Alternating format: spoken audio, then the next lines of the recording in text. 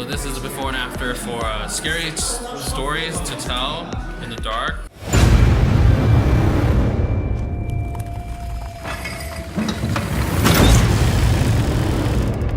What's that? It's a book of scary stories.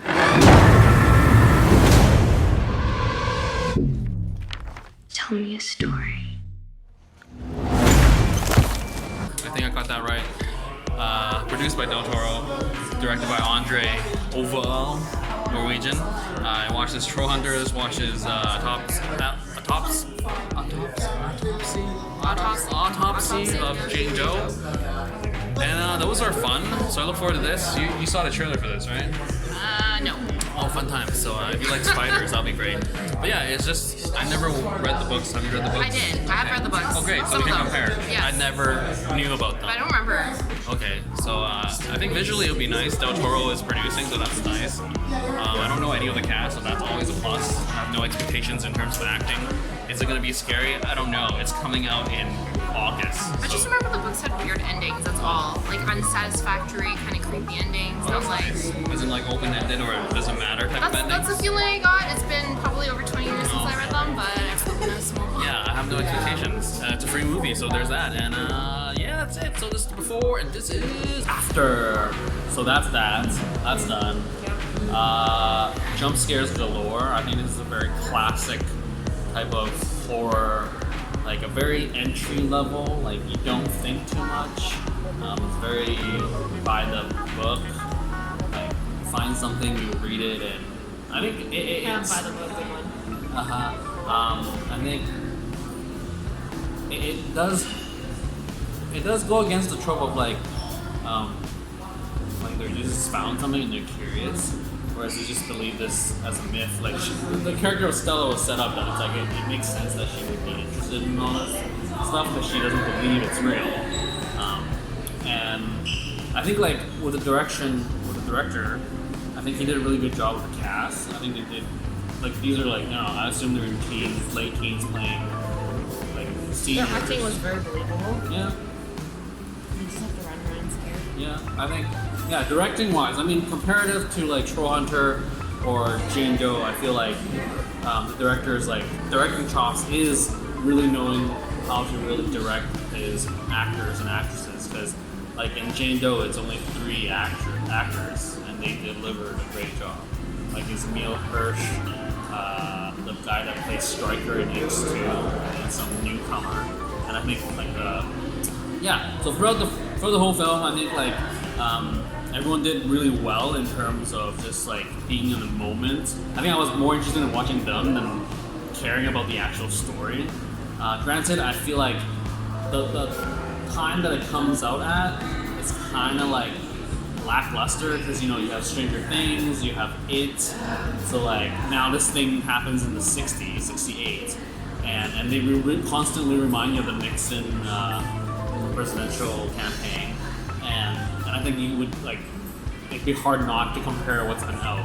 I think It was so much crazier. Stranger Things has much more time to just sort of like build up itself, but it's just about kids running around, so there's been a ton of that recently. And I think they're more teenagers. I feel like they're not like children. These are seniors, right? So, granted, like Ramon and Tommy were like getting into the draft. I assume they're grade 12. I don't know about draft law and what age you need to be. I don't probably. But like Stella totally did not give the vibe of a senior student. The one thing for me, I think, was it Chuck's humor was off-putting. Like it was funny, like it cut the tension, but the style of humor felt very contemporary. Yeah, and I think that was kind of off. Like I appreciate the fact that it cut the tension. It was anachronistic. Yeah, but it just didn't feel right to the narrative setting. So what do you got to say? I think the whole time I was trying to figure out as like how to undo, and the whole time I was just thinking, it's written in blood, so just use your own blood and finish the stories, rewrite the stories. That's my biggest thing. The other issue that I really got irritated is the costume for Ramon. He wore this pleather jacket that was kind of stained with I guess some sort of paint or something. And then the stains were not like very. It was random, and it really looked like just a leather jacket, not a real leather jacket. Or if it is a real leather jacket, they did some weird art stuff to it to make it look very, very fake. And that really bothered me. That really bothered me. What else?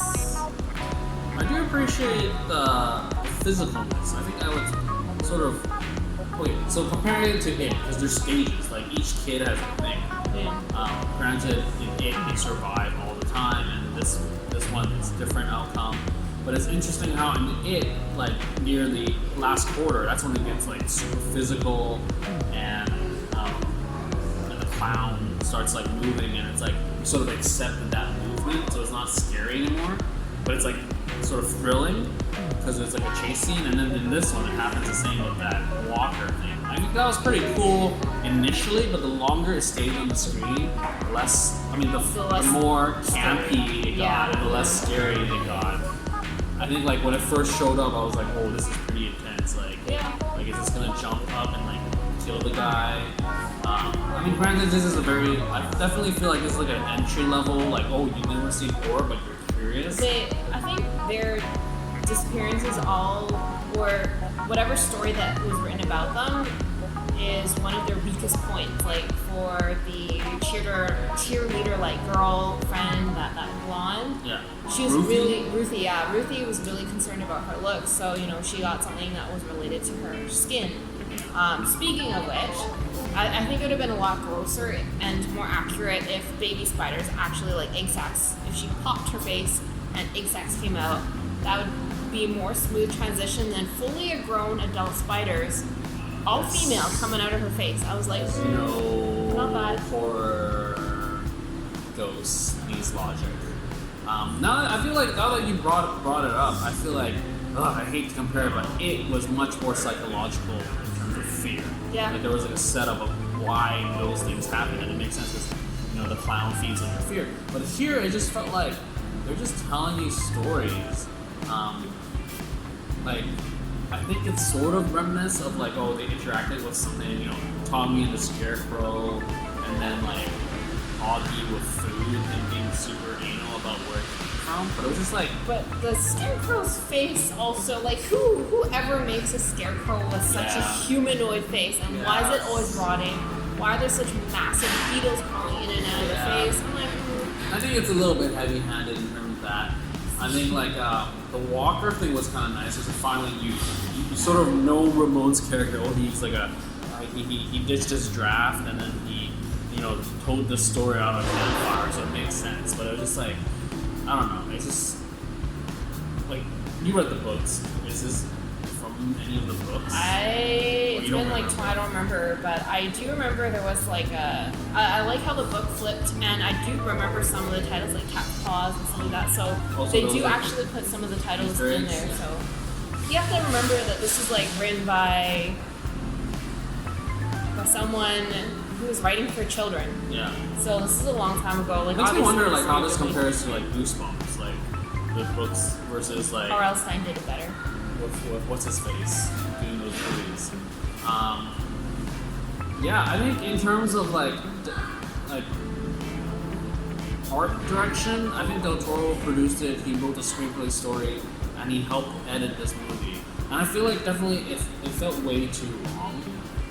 Like I felt like there could have been. I'm surprised that he had another like 20 minutes in the film, like the director, and Del Toro cut off like a few more stories or sequences, and yeah, I think like it could have definitely ended 90 minutes. I was always waiting for there to be some sort of connection between the mom that disappeared. That was a total whole leaving thing. Yeah. Drawn out sequence with the dad. And didn't quite get that emotional enough. It was just they play off it in the very beginning. Like she gets bullied, she has no friends. She takes care of her dad. And then there's no conclusion. Like there's no real reason for them to really spend that much time on it. And the dad thing was weird. Like he could have definitely not existed in that capacity. Like with her taking care of him. I think that sort of explained why she brought Ramon home and no one said anything. But it's sort of like, why would you have that sort of setup? Yeah, so I mean, overall, I definitely say good direction from André Øvredal. I pronounced his name wrong, but whatever. Sorry, dude. But yeah, I think overall, the direction is. I'm very curious where these actors are gonna show up next. Like, I think they're pretty new. Like, she really had stage presence. Like, she carried the film in terms of just like. Yeah, everyone did really well in terms of acting. Like they fit the mold. No overacting here, except for Tommy. Tommy was kind of like the shoehorn, like typical asshole. I think the ghosts were a little bit overacted. I don't know. The ghosts? No, like the Sarah ghost. Yeah. Yeah, that's really dramatic. But I did like that sequence of where she gets rounded by the family. Yeah, that was nice. That was a nice hide and seek. That was very. And I think the that was camera angle was done from her point of view, from a child's point of view, from hiding or scared. Yeah, I think one thing for me was like the jump scare was a little bit too much for my liking. Like, they're just like, oh, no, this is coming. And I'm not scared. I'm just scared. I'm just jumpy because of sudden, like, huge sounds.